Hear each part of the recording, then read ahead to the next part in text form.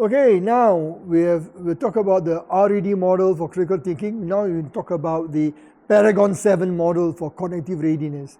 And cognitive readiness is a model that has been developed by our partner at Executive Development Associate in the US, and one of the developers, 𝐂𝐶, who I'm privileged to know, and my colleague, we have worked with MOD, the DoD, Department of Defense, and with many other organizations like NASA and so forth, and developed this model, Paragon7, and it's very interesting. And there's an article called the mental preparedness of a leader. I think it's published in the ATD, Association for Talent Development, and 𝐂𝐶 and Bonnie Hagerman are the authors, two of my colleagues in the US, and I encourage you to read about it. So let me just quickly share with you the Paragon7.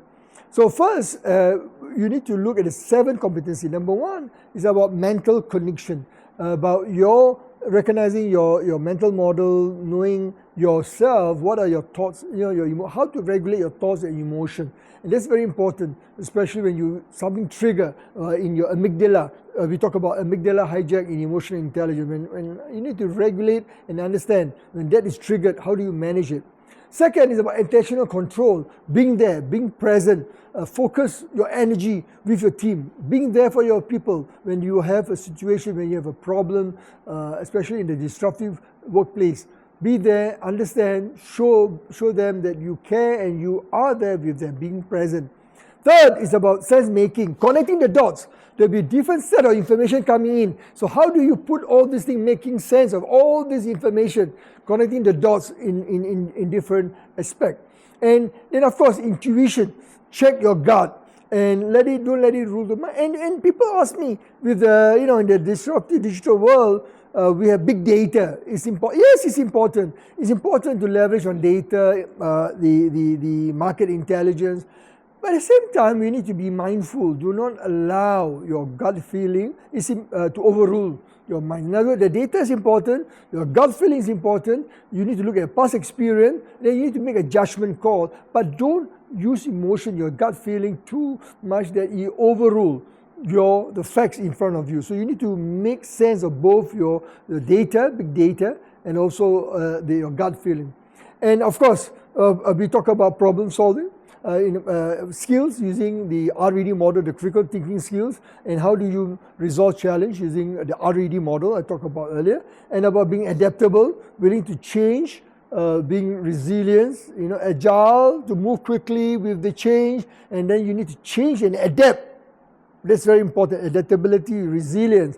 And lastly, communication. And we all know communication is important, especially when you are talking about in a situation where a complex business environment like we are in today, the highly disruptive, crisis-laden business environment.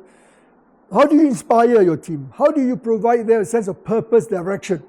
And that's important because when you have a team where diverse, especially you talk about a virtual team across globally, and during the COVID-19, we found that a lot of people are struggling because all over the world, they do not have a sense to meet together, and then leaders are not connecting with them enough.